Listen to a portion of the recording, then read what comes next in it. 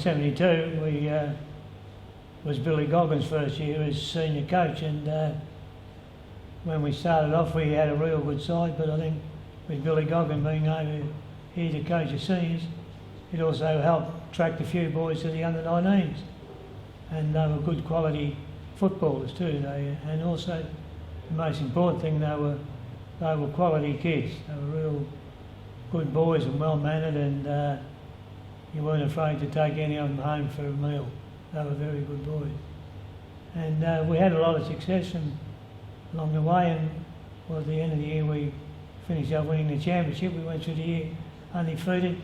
There were a lot of highlights during the year, but just to mention a few, Colonarco, he stood out. He kicked 130 odd goals, won our best and fairest that year, and there were 4 other players there that kicked over 50 goals. Was the 2 little boys, Stephen and Greg, and the 2 Callahans, Ian and Stevie Sullivan, both kicked over 50 goals.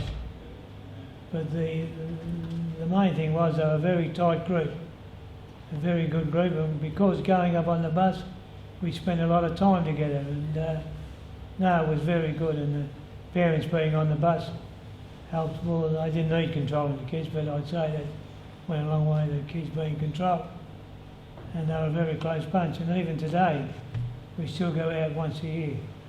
Well, after the '72 success that the club had in the seniors and the under-19s, both winning the championships, from '73 onwards, I stayed on the committee and was also a member of the match committee, and I kept those roles going for the next few years. And we still had some success here. Billy stayed on as coach and finished up coaching in '75 the club to a senior premiership in Division 1, which was a great feat for not only Bill but for the club, because it was there were hard times in other clubs were having hard times, and West were going along real well. How hard times were to come, unfortunately, but at that particular stage it was real successful.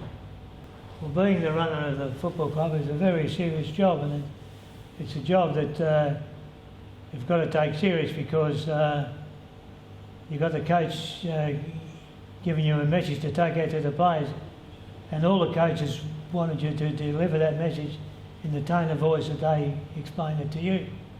And if it was a message of encouragement or a message of telling them off for a stupid mistake or a penalty that they've given away and it's been costly to the team, they were the sort of things you went out. But I was fortunate in this way that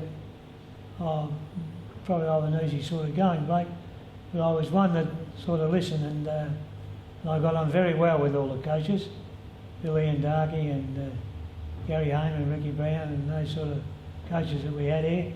I got on very, very, very well with it, and that helped me to be respected by the players, because I felt that although I delivered a message, I might have told the player that the mistakes that they made, and it was in a strong tone of voice, they never ever held a grudge against me. And different things you'd hear the players come up and say, well, at least one thing, we're still mates, you know, and that's how it was. And that's the way I wanted it to be. You know, I wanted to be their friend as well as be a messenger from the coach.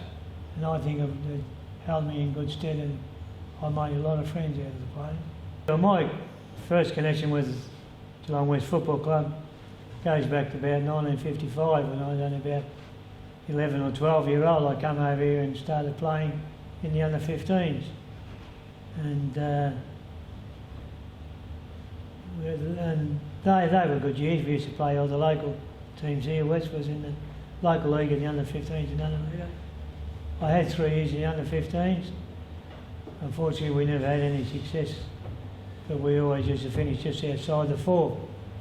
And then I played a couple of years in the under-18s before they joined the VFA, which then I went and played under-19s. But I know the club means a lot to me. I mean, I've had a lot of fun here, made a lot of friends, and And I think I've done my little bit to try and help the club. It's unfortunate that I'm not here and can help them now, but that's just unfortunate with the club. I look back on all the success that the club has had, and you've been a small part of that, and all the success that it's meant to a lot of people. And my heart goes out to chaps like Chappie, Ray Chapman and Kevin Kirby that have stayed around and really helping the club in their tough times, and they're doing it hard. But they're still here, and they're the lifeblood of the football club. And I just hope in the future that West can be successful. I think there's light at the end of the tunnel from where they're at. But unfortunately, like all clubs, they lack the numbers off field, and I just hope in time that that grows. These players that are here playing now can find a way to put a bit back into the club and help the club get back to where it really belongs. You've given your heart to get here and your soul to get it right. You can take 'em boots and all, but it's sure gonna take a fight. When you spend all week getting to your peak, you're gonna have your say. You bet.